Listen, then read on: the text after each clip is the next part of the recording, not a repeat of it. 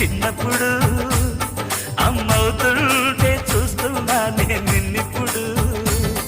అరచేతుల్లో పెంచానమ్మా చిన్నప్పుడు అమ్మవుతుంటే చూస్తున్నానే నిన్నిప్పుడు